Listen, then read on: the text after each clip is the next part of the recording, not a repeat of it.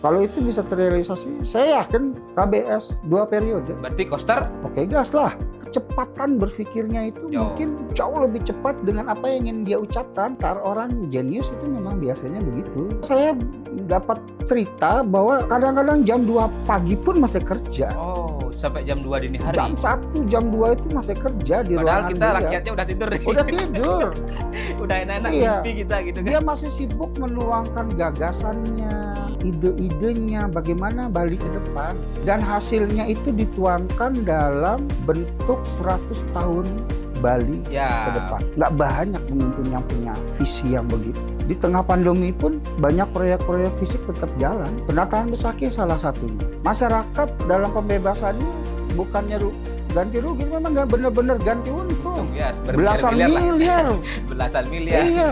PJ? Ya silakan aja kalau mau maju. Silakan Sorry aja. ya, saya akan pancing.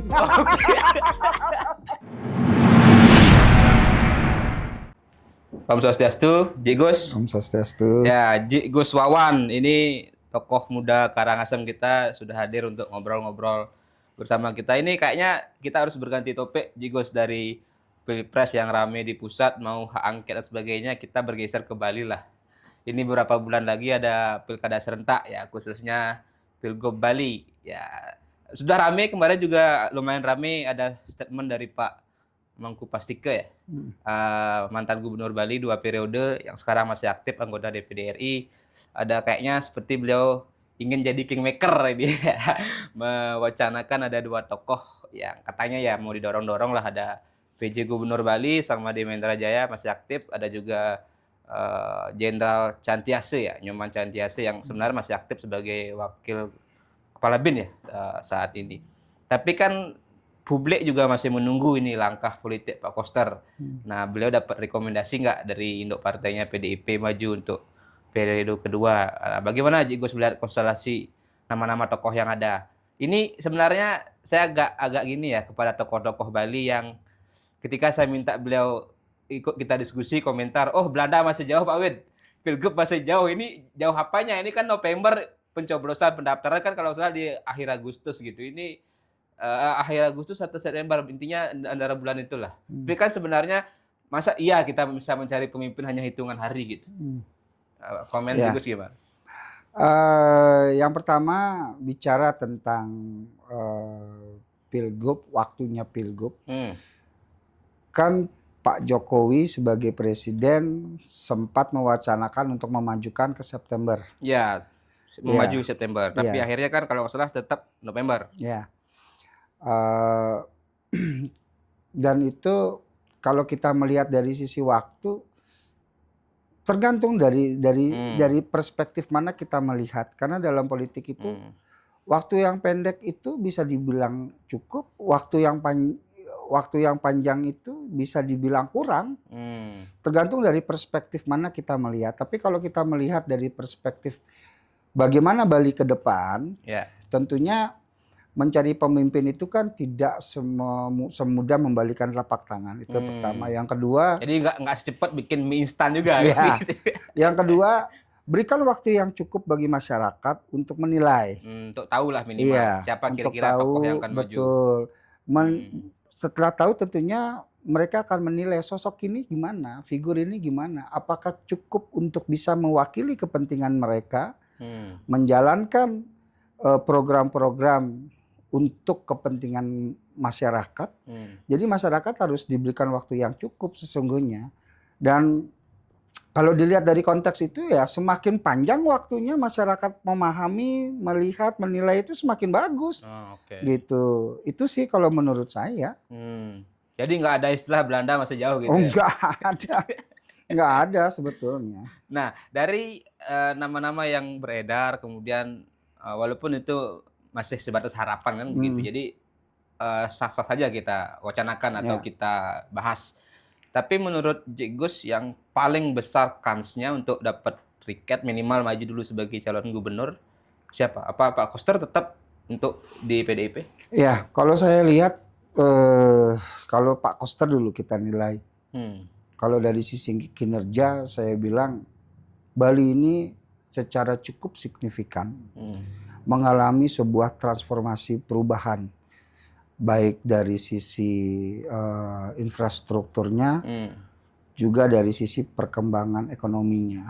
Kalau saya lihat itu terjadi cukup signifikan di zamannya Pak Koster. Ya, termasuk mungkin yang bisa kita catat ini walaupun sepertinya seolah-olah dampaknya nggak terasa langsung, tapi ini sebenarnya rangkaian kinerja atau legacy yang sangat positif dan sangat strategis. Saya ingat di era Pak Koster ini cukup banyak artinya landasan hukum, produk-produk hukum yang dibuat baik dalam Perda atau Pergub untuk menguatkan landasan pembangunan Bali ke depan. Bahkan yang paling fenomenal kan hanya di era beliau yang bisa menggolkan Undang-Undang Provinsi Bali. Ya itu mungkin di mana juga Gus. Iya. Tadi nanti kita lebih dalam soal fisik gitu. Ini kan kita bicara juga soal landasan hukum, kekuatan yang memang bisa menjadi landasan kita untuk membangun. Walaupun tetap saya tegaskan memang dampaknya nggak terasa langsung. Tapi kalau tanpa ini ya pemerintahan kita atau Bali kan nggak bisa jalan juga gitu. Jadi begini,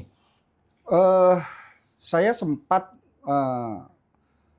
dalam kebetulan posisi saya sebagai wakil rakyat di Karangasem, jadi membaca dalam beberapa kesempatan saya membaca Ranperda, membaca itu dalam konsiderannya itu selalu menyebutkan mengingat dan menimbangnya itu yang dipakai adalah undang-undang Provinsi Bali yang saat itu justru masih bergabung sebetulnya dengan NTT NTB. Yang 64 kalau salah ya. Iya. Nah, yang lama lah intinya. Iya. Jadi kalau kita melihat dari sisi hukum ketatanegaraan, produk-produk hukum yang dikeluarkan oleh Provinsi Bali, kalau kita jadikan ini sebagai sebuah diskursus, itu sebetulnya ilegal. Secara sistem ketatanegaraan. Karena keprovinsian kita itu masih bergabung dengan NTT dan NTB sesungguhnya. Gitu. Dan ini sebuah hal yang sangat dilematis. Puluhan tahun loh ini berjalan dan baru di zamannya Pak Koster kemudian hal ini dibenahi. Sehingga landasan kita menjadi masyarakat Bali itu semakin kuat. Gitu. Itu yang pertama. Yang kedua, landasan hukum yang dikeluarkan baik dalam Perda, Pergub itu juga semakin memiliki landasan hukum yang kuat. Kalau sebelum ini itu sebetulnya masih bisa digugat sesungguhnya. Kalau kita bicara dari sistem ketatanegaraan, ini salah satu prestasi yang wajib untuk kita apresiasi. Masyarakat harus paham dan tahu ini. Gitu. Ya, jadi Undang-Undang tentang Provinsi Bali, Undang-Undang Nomor 15 Tahun 2023 ini kalau tidak salah, ya ini memang menjadi sebuah legacy beliau ya. Artinya walaupun memang ini perjuangan semua orang, tapi kan yang memang menjadi inisiator kan gubernur dalam hal ini pemerintah Provinsi Bali. Dan digolkanlah oleh teman-teman di DPR RI yang di sana juga ada teman-teman dari PDIP, ada dari Golkar, ada dari partai lain khususnya yang memang di Komisi 2 ya menjadi leading sektor.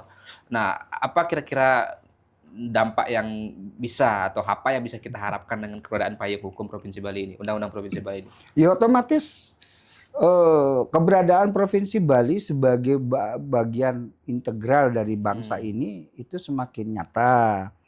Kemudian hak-hak kita juga semakin kuat. Penguatan di desa adat juga semakin terjaga. Ya, karena dimasuk di pasal 8 kalau nggak salah ya. Iya. Tentang pengakuan terhadap desa adat dan subak khususnya juga dan juga bisa mendapat pendanaan dari APBN. Betul, makanya selain itu. Sumber yang lain. Iya. Dalam konteks nanti sudah jalan sebenarnya bukan hutan asing. Nah, itu juga legacy beliau. Iya, jadi banyak hal yang menjadi keuntungan secara langsung maupun tidak langsung bagi Bali dan masyarakat Bali dengan disahkannya undang-undang tersebut. Ini sebuah hal yang memang patut diapresiasi dan kita memang paham bahwa ini bukan pekerjaan sendiri. Ini dilakukan bersama-sama. Tidak hanya oleh gubernur, tidak hanya oleh wakil kita di pusat, tapi ini juga karena dukungan dari masyarakat Bali kalau saya lihat. Dan kita kompak. Sebelum-sebelumnya ya bisa. Karena mungkin banyak kepentingan, tapi di bawah Pak Koster kepentingan itu bisa disatukan. Artinya kepentingan-kepentingan yang berbeda atau warna yang berbeda menjadi satu dalam sebuah kepentingan yang namanya bagaimana menjaga Bali atau keberlangsungan Bali atau tadi juga menguatkan adat budaya Bali Ya, kita atau minimal juga jadi ada ruang-ruang untuk mendapatkan pendanaan ya, baik dari pusat maupun tadi ada pungutan wisatawan asing ya. yang 150.000. Tidak hanya masalah sisi pendanaan. Hmm. Yang paling penting adalah pengakuan. Pengakuan secara sah Oleh negara kan di gitu. bawah undang-undang oleh negara bahwa desa adat kita memang ada, eksis. Itu yang paling penting. Iya, iya, iya.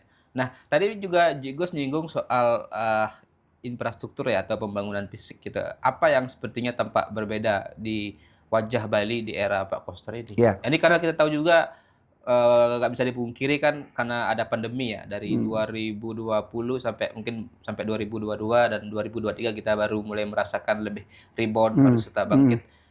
Seingat saya di masa pandemi itu juga ada proyek-proyek besar di Bali gitu. Artinya ada dana pusat yang juga bisa dibawa ke Bali gitu. Ya. Kalau saya boleh klasifikasikan menjadi dua dulu. Pembangunan non fisik dan pembangunan fisik. Fisik ya, oke. Ya.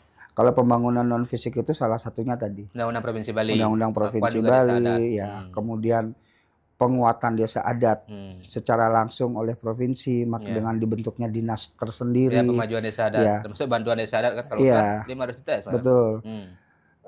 Terlepas dari segala kontroversialnya, terlepas dari kelebihan dan kekurangannya tentang Perda Desa Adat ini, tapi itu sebuah langkah bagus. Mungkin kedepannya perlu direvisi, mana yang kurang tidak tepat, itu mungkin bisa direvisi. Tapi overall secara umum ini bagus untuk penguatan desa adat kita. Dan desa adat kita semakin tertata, teratur. Dan yang paling penting, keberadaan desa adat semakin terjaga. Karena ada kekhawatiran yang akan punah kalau tidak kita proteksi dengan sedemikian rupa. Itu yang pertama. Non fisik berarti ya? Ya, non fisiknya. Banyaklah beberapa.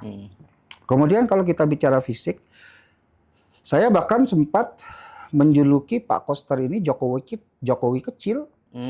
Karena dasar pemikirannya dua orang ini sama. Bahwa pembangunan infrastruktur itu adalah modal awal dari banyak hal. Gitu. Infrastruktur salah satunya ya jalan. Ada shortcut, kemudian jalan tol yang mungkin sekarang sedang terhenti karena beberapa masalah. Tapi itu dilakukan dengan kecepatan yang baik dalam waktu sekian itu sudah kurang dari 5 tahun ya? Iya. Bahkan di tengah pandemi pun banyak proyek-proyek fisik tetap jalan. Penataan Besaki salah satunya. Di mana pada waktu awal persiapan penataan itu masyarakat dalam pembebasannya itu bukannya ganti rugi, memang nggak benar-benar ganti untung. Ya, saya bahkan dengar ada yang dapat belasan miliar. Belasan miliar. Iya, luar biasa Jadi itu. OKB, orang kaya baru, walaupun saya nggak kecipratan ini. Ya, itulah beruntungnya bagi yang punya tanah di sekitaran Besaki. Saya dari Besaki, saya nggak punya tanah yang dikena jalur proyek gitu. Tapi artinya itu menjadi sebuah parameter yang jelas bahwa bagaimana seorang Koster selama ini bekerja untuk Bali. Gitu. Ada pepatah Bali mengatakan tenan wong anulus. Nah, tenhana wong satya anulus. Iya. Tidak ada manusia yang sempurna. Termasuk pemimpin pun nggak ada yang sempurna. Ada lebih. Dewa pun nggak sempurna kan gitu. Iya, dewa pun tidak sempurna gitu. Ada dewa teman saya juga nggak sempurna. Gitu. Ya, jadi tenan wong anulus. Apalagi ditambah di masa kepemimpinan yang baru berjalan setahun tiba-tiba kena pandemi yang begitu luar biasa. 2 tahun. Iya. Sekali lagi dengan segala kontroversinya, kebijakan-kebijakan yang dianggap oleh masyarakat terlalu menumpuk, surat pergub segala macam, tapi kita melewatinya dengan baik. Dan Bali sebagai daerah yang paling terpuruk akibat pandemi, hanya dalam waktu hitungan bulan di masa kepemimpinannya Pak Koster ini sudah recovery-nya cepat sekali. Jadi itu sisi pemikiran yang objektif dari saya berdasarkan fakta-fakta yang memang kita rasakan. Ya, belum lagi juga kalau bicara tadi pembangunan fisik yang terasa juga kan, yang memang sudah real kan, segitiga emas ya, pelabuhan segitiga emas salah satunya di Sanur. Iya. Nah, itu bagaimana juga? Iya, jadi selama ini ada kesan bahwa Nusa Penida ini kurang Ya, diperhatikan. dirikan. Iya. Bahkan istilahnya kan ada yang bilang Nusa Penida itu telur emasnya pariwisata Bali, tapi yang malah dianaktirikan kan begitu. Iya. Nah, berkat tangan dinginnya Pak Koster dalam artian mencarikan dana ke pusat, dan akhirnya sekarang coba lihat perkembangan pariwisata di Nusa Penida dengan dibangunkannya dermaga baru di Sanur, dermaga di Nusa Penida itu membuat mobilitas ferry fastboat ini menjadi semakin bagus, penumpang juga semakin nyaman, dan perkembangannya juga menjadi luar biasa. Dirasakan sekali kok oleh masyarakat di Nusa Penida khususnya. Hanya saja memang pembangunan yang tidak direncanakan secara integral itu memang cenderung akan menimbulkan sedikit masalah. Bisa juga banyak, tapi tetap namanya ada masalah. Contoh, sejak dibangunnya dermaga Sanur, ketika tidak dipikirkan secara serius, akses jalan dan parkir, menuju dan keluar, macet gitu termasuk parkir, itu menimbulkan kemacetan yang luar biasa di sepanjang bypass Sanur itu. Nah, mungkin ini yang harus itu kan diperhatikan. implikasi atau ekses dari pembangunan tadi kan, memang setiap pembangunan ada eksesnya kan begitu. Makanya pembangunan itu perlu diperhitungkan secara integral. Dari sisi mana, apakah akan menimbulkan ekses negatif yang luar biasa, tentunya harus dicarikan solusinya. Sehingga tidak seperti coba trial and error, nggak boleh begitu. Gitu. Coba dulu ini, kalau salah coba lagi, nggak boleh begitu karena sebetulnya. Ketika eksekusi sebuah kebijakan publik itu menggunakan paradigma atau pendekatan trial and error, itu cost-nya akan luar biasa besar. Betul. Belum lagi ekses yang paling buruk adalah trust atau kepercayaan publik bahwa pemerintah ini nggak bisa kerja kan begitu. Ya, kalau mau digoreng-goreng kemana-mana bisa, tapi kita akan membatasi masalah itu pada porsinya saja, sehingga tidak menimbulkan hal-hal yang kadang-kadang digoreng-goreng lah oleh di medsos segala macam. Ya. Itu Nah, bicara goreng-menggoreng, nah ini Pak Koster ini kayaknya menjadi salah satu gubernur yang cukup digoreng nih oleh netizen. Artinya baik berbagai kebijakan mungkin yang dianggap kurang tepat, atau memang secara komunikasi publik yang mungkin ada yang kurang, atau juga tingkah pola atau perilaku beliau yang secara personal bisa disoroti gitu. Tapi saya dengar bahwa sebenarnya Pak Koster ini kemarin kan ada tokoh yang bilang kami angkat di Bali 1, Bali ini butuh gubernur yang gila. Nah, Pak Koster ini katanya gila kerja, atau istilah kerennya itu workaholic. Nah, itu mungkin Gus pernah dengar nggak? Atau karena saya tahu kayaknya Gus punya orang dekat atau orang dalamnya Pak Koster gitu, mungkin tahu lah. Enggak juga, saya kan masyarakat biasa yang banyak sama dengan masyarakat biasa yang menyerap informasi dari medsos, dari banyak tempat lah. Yang saya tahu Pak Koster ini orang pintar. Sarjana matematika, lulusan ITB. Doktor terakhir kan juga? Ya, sarjana, ya, terakhir gelarnya doktor. Beliau orang pintar. Orang cerdas yang cukup punya pengalaman di bidang birokrasi. Cukup punya pengalaman di bidang politik sebagai wakil rakyat Bali di pusat. DPR RI, kalau selama 4 periode ya? 3 atau 4 periode. 3 atau 4 lah ya. Jadi pengalaman beliau itu sudah cukup untuk mematangkan dirinya untuk mampu bekerja sebagai pemimpin masyarakat Bali. Itu yang pertama. Yang kedua, dari sisi karakter orangnya kelihatannya sangat workaholic. Gila kerja.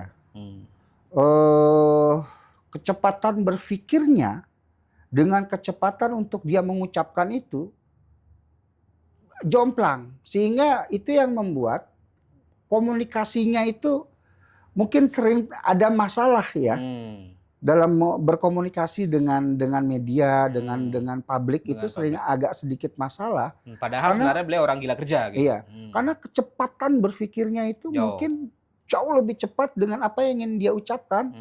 Nah, orang pintar, orang jenius itu memang biasanya begitu gitu.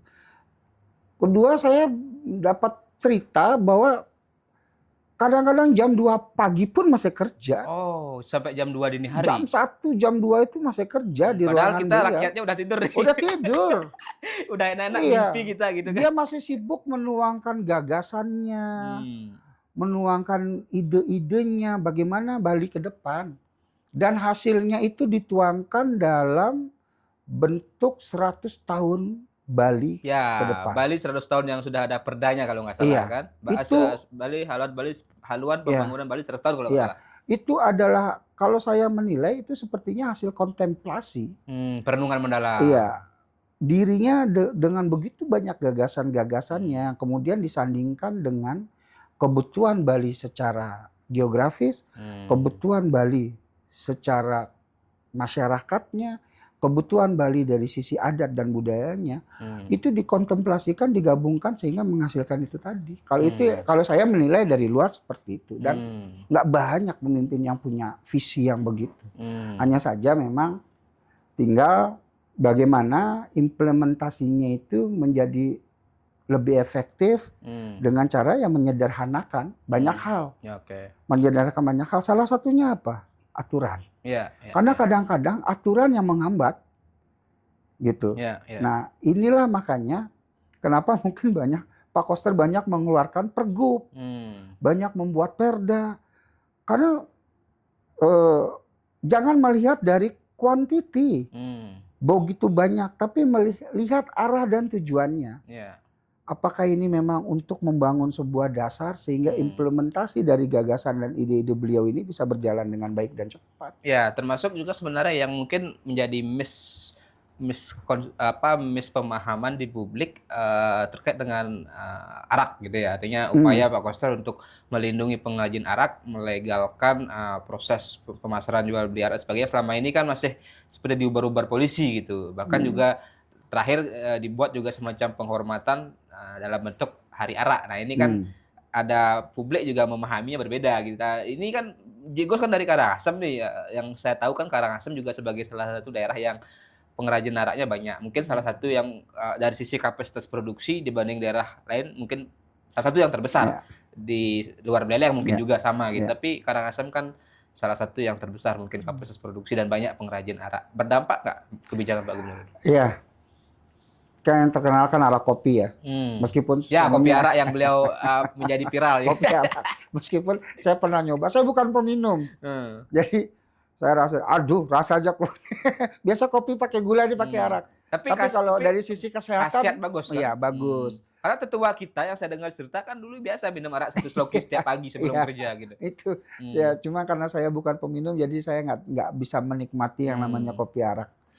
Nah, kalau kita bicara dari sisi kebijakan, kemudian bagaimana pola kebijakan yang dibangun oleh Pak Koster untuk menjaga dan melindungi para pengusaha arak ini, itu saya lihat sebuah langkah yang sangat baik. Selama ini arak yang merupakan produk tradisional, produk lokal kita, masyarakat Bali, yang cukup mampu untuk memberikan kehidupan bagi sebagian masyarakat Bali, khususnya di Karangasem, di Beleleng. Ini selama ini kan seperti anak haram. Kehadirannya dibutuhkan, tapi tidak diakui. Bahkan diubar-ubar oleh polisi. Seperti anak haram. Gitu. Nah, dengan dukungan dari Pak Koster, dengan kebijakan yang dia buat, sekarang ini sudah mulai semakin terlindungi, mereka semakin damai, mereka menjalankan usahanya dengan damai, dengan tenang, dan kualitasnya juga akhirnya semakin meningkat. Yang paling penting, secara hukum mereka terlindungi. Jadi buat saya ini sungguh sebuah perkembangan yang sekali lagi patut diapresiasi. Kebijakan-kebijakan seperti ini memang tidak dirasakan dampaknya oleh semua masyarakat Bali. Yang merasakan ini pertama adalah para pengusaha di bidang arak, Pengrajin lah. pengrajin arak. UMKM yang Ya, mayoritas kan pasti mereka iya. UMKM. Yang kedua ya para peminum. Hmm. Mereka nggak perlu sembunyi-sembunyi nyari ke gang-gang tikus hanya itu. Ya, termasuk nanti kan sebenarnya arahnya itu adalah ke sektor pariwisata. Karena kita tahu Bali ini sebagai daerah pariwisata kan alkoholnya datang dari luar. Sedangkan Ya. kita punya potensi arak, kok tadi jadi anak haram di negeri sendiri atau di tanah sendiri atau di Pulau Bali sendiri kan gitu. Ya itu. Sekarang ini hanya tinggal ketika infrastruktur hukumnya sudah dibuat, kebijakan-kebijakannya Pak Koster untuk membangun sebuah industri arak itu juga sudah ada. Sekarang kan tinggal bagaimana pelaku industrinya, Ya. bagaimana Sektor pariwisata juga iya, mengakomodir kan iya, begitu. bagaimana ya yang tadinya dari pengrajin bisa meningkat kelasnya menjadi UMKM, menjadi pengusaha. Nah, ini kan hanya tinggal bagaimana masyarakatnya mampu tidak mengambil peluang ini, kesempatan ini menjadi sebuah lompatan ekonomi kan? Ya, menjadi lompatan ekonomi baru buat mereka. Gitu. Nah, itu memang menjadi PR tentu yang dilakukan ke depan. Tapi tadi kembali ke kalau pertanyaan saya di awal gitu, masih layak nggak seorang Koster ini dapat tiket dari partainya atau malah bisa dipilih menjadi Gubernur Bali untuk periode kedua? Atau ada alternatif lain seperti yang disodorkan juga nama-namanya oleh Pak Mangku Pasike? Ya. Konstelasi politik di daerah itu tidak bisa lepas dari konstelasi politik nasional. Ya, memang kalau ini kan masih perhitungan sementara, tapi kelihatannya kalau kita bicara objektivitas, terlepas dari katanya banyak kecurangan segala macam, hak angket dan sebagainya. Iya, kelihatannya kan memang Pak Prabowo leading. Ya. Pak Prabowo Gibran, paket paslon Prabowo Gibran ini leading dan kemungkinan besarnya akan menjadi presiden dan wakil presiden. Kalau melihat konstelasi itu tentunya akan sedikit mempengaruhi konstelasi politik di Bali juga. Iya. Gitu. Cuman kalau kita melihat dari sisi sosok, Pak Koster ini sebagai incumbent dia itu sudah kampanye selama 5 tahun. Dengan segala hal yang sudah dilakukan. Artinya sudah ada track recordnya. Iya, dia sudah kampanye. Kan, kalau kita ibaratkan kertas, Pak Koster ini rapornya penuh lah, walaupun nilainya beda-beda. Tapi yang lain kan rapornya masih kosong gitu lah. Jadi kalau bahasa sederhananya kan bahasa rakyatnya begini. Kalau Pak Koster kita ke kampanye nanti, beliau akan mengatakan saya sudah melakukan ini, saya sudah melakukan ini. Dan saya akan melanjutkan hal-hal yang sudah saya lakukan. Itu terlihat sangat lebih realistis dibanding calon-calon lain yang ketika kampanye baru mengatakan saya akan melakukan ini. Padahal sudah dilakukan oleh Pak Koster. Ada juga yang belum dilakukan kemungkinan gitu. Tapi batasannya itu saya baru akan mau melakukan ini. Tentunya perbedaannya sangat signifikan dengan orang yang sudah melakukan sesuatu. Jadi buat saya kans Pak Koster untuk tetap terpilih di periode keduanya sangat besar. Kemudian kalau dari sisi rekomendasi tentunya amat sangat layak untuk diberikan rekomendasi oleh Pak induk partainya sendiri. Gitu. Dengan siapapun paketnya. Gitu. Tapi kan beredar juga nama-nama, salah satu juga yang cukup ramai juga diperbincangkan kan Pak Giri Praste. Yang katanya juga bahkan malah berpeluang mendapat calon gubernur dari PDI Perjuangan. Tapi kalau kita bicara kontinuitas keberlanjutan sebuah kepemimpinan dan misalnya melihat kinerja Pak Koster, kecuali ada data yang bisa membantah misalnya Pak Koster ini kinerja yang nggak bagus, bagaimana Gus melihat dua figur ini? Ataukah mereka misalnya lebih baik dikawinkan saja gitu, entah sama logo atau dikawinkan paksa begitu? Saya tidak akan mengomentari soal internal partai. Tapi kalau dari sisi sebagai masyarakat, kacamata kita, dua orang ini adalah sosok pemimpin yang bagus. Akan jadi lebih bagus lagi kalau mereka memang mau berpasangan. Bersatu lah. Menyatu. Gitu. Sehingga Bali ini akan semakin kuat. Pak Koster dengan ide dan gagasannya luar biasa, dengan kecerdasannya dengan gila kerjanya tadi. Dengan gila kerjanya. Sementara Pak Giri Praste dengan kedermawanannya, dengan kecegeteannya, Keberanian itu juga kan? ya itu sudah termasuk. Itu sebuah kombinasi yang luar biasa untuk Bali gitu. Tinggal bagaimana induk partainya mau tidak memberikan rekomendasi. Saya pikir kalau demi masyarakat Bali, demi Bali, dua orang ini harusnya lebih berpikirnya pasti akan bijaksana dan maulah mereka berpasangan. Saya sih nggak tahu ya, di luar itu saya tidak tahu, tapi sebagai masyarakat kacamata saya melihat seperti itu. Sederhana saja. Baru dua tokoh ini lah artinya yang dianggap paling layak kan memimpin Bali, apalagi kalau dua tokoh ini bisa bersatu kan begitu. Iya. Oke. Nah, mungkin sebagai sebuah closing Inji Gus, ketika tanda kutip ada pihak-pihak yang ingin cawe-cawe ya mencalonkan calon gubernur atau di luar Pak Koster nama-namanya muncul, itu menurut Gus seperti apa? Apakah juga partai bisa menerima? Tadi juga tentu juga masyarakat menilai track recordnya ini apa gitu.